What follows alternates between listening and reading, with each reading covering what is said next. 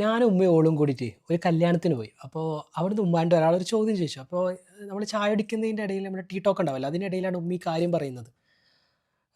സാധാരണഗതിയിൽ നമ്മുടെ കണ്ണൂർ ജില്ലയിൽ പെണ്ണിൻ്റെ വീട്ടിൽ വന്നിട്ടാണ് ചെക്കൻ നിൽക്കുക.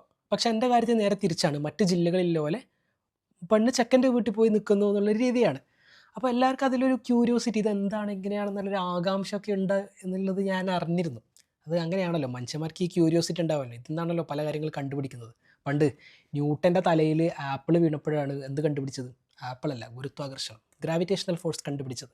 പക്ഷേ അതൊക്കെ ഇതിലൊക്കെയാണ് ക്യൂരിയോസിറ്റി എന്ന് പറയുന്നത്. പക്ഷേ നമ്മുടെ നാട്ടിലെ ക്യൂരിയോസിറ്റി ചിലപ്പോഴൊക്കെ അപ്പുറത്തുള്ള മനുഷ്യരുടെ കാര്യങ്ങൾ അറിയാനൊക്കെയാണ്.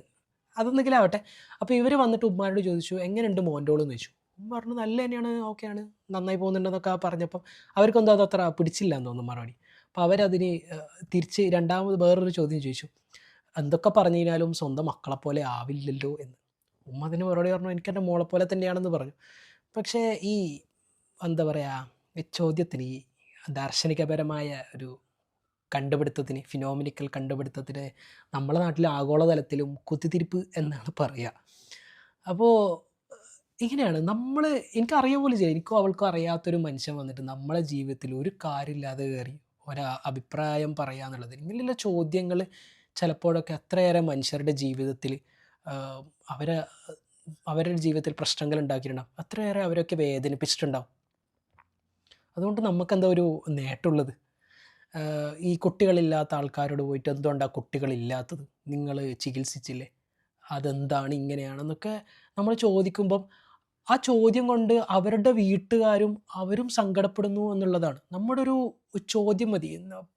സുരേഷ് ഗോപിയുടെ ഒരു പരിപാടിയിൽ പറഞ്ഞ കണക്കാ, ഒരു ചോദ്യം മതി ജീവിതം മാറി മറിയാൻ എന്ന് പറഞ്ഞ കണക്കാ. ചിലപ്പോഴൊക്കെ ഒരു ചോദ്യം മതിയാവും ഒരാളെ വളർത്താൻ മാത്രമല്ല, ഒരാളുടെ ജീവിതത്തെ ഇല്ലാതാക്കാനും അവരെ സങ്കടപ്പെടുത്താനും. അതിന് നമ്മൾ മറുപടി പറയണം എന്നുള്ളതാണ്.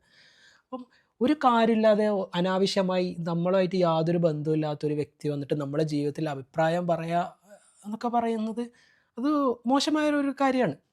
ഇതൊരു കാര്യമില്ലാതെ നമുക്കൊരു പരിചയമില്ലാത്ത ഒരാൾ, അല്ലെങ്കിൽ നമുക്ക് പരിചയമില്ല ആണെന്നിരിക്കട്ടെ, ഒരാളുടെ ജീവിതത്തിൽ കയറി അനാവശ്യമായ അഭിപ്രായം പറയും, അത് കാരണം അവരുടെ ജീവിതത്തിൽ പ്രശ്നങ്ങളുണ്ടായി, അവരുടെ കുടുംബ ബന്ധങ്ങളിലോ അവരുടെ ബന്ധങ്ങളിലോ എന്തെങ്കിലും വിള്ളൽ സംഭവിച്ചു കഴിഞ്ഞാൽ ആര് സമാധാനം പറയും? അവരുടെ ജീവിതം, നമ്മളൊരു ചോദ്യം കാരണം അവരുടെ ജീവിതമാണ് തകർന്നു പോകുന്നത്. അപ്പം നമ്മൾ പലപ്പോഴും അഭിപ്രായങ്ങൾ പറയുമ്പം സൂക്ഷിച്ച് പറയുക എന്നുള്ളതാണ്. അപ്പോൾ ഇനിയിപ്പോൾ ഇതുപോലെ എന്തെങ്കിലും സംശയങ്ങൾ, ക്യൂരിയോസിറ്റി ഒക്കെ ഉണ്ടെങ്കിൽ ആൾക്കാർക്ക് നേരിട്ട് എന്നെ സമീപിക്കാവുന്നതാണ്. ഞാൻ ഇതുപോലെ ഓരോരാൾക്കായിട്ട് മറുപടി പറയുന്നതിന് പകരം ഇങ്ങനെ മൊത്തത്തിൽ മറുപടി പറഞ്ഞു കഴിഞ്ഞാൽ പിന്നെ എല്ലാവരും കൂടി ആയല്ലോ, എല്ലാവരും സംശയം ഒരുമിച്ച് തീരുമല്ലോ, വെറുതെ ഇങ്ങനെ ഒറ്റൊന്നായിട്ട് മറുപടി പറയണ്ടല്ലോ. അപ്പോൾ അങ്ങനെയൊക്കെയാണ് കാര്യങ്ങൾ. Thank you so much. Keep smiling by heart, not only by lips.